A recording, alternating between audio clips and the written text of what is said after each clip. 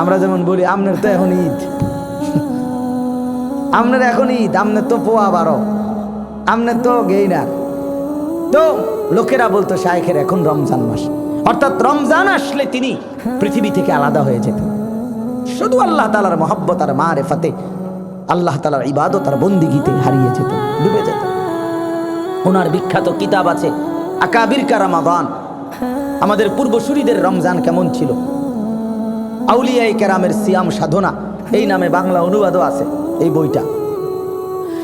তো এই বইতে আছে এমন অসংখ্য বুজুর্গের নাম উনি লিখছে, যারা এক রমজান শেষ হওয়ার পর 1 বছর টানা আরেক রমজান আসা পর্যন্ত প্রতিনিয়ত রমজানের জন্য একবার হলেও দোয়া করতেন, আল্লাহ আরেকটা রমজান পেতে চাই, আরেকটা রমজান, আরেকটা রমজান, আরেকটা রমজান, আরেকটা রমজান।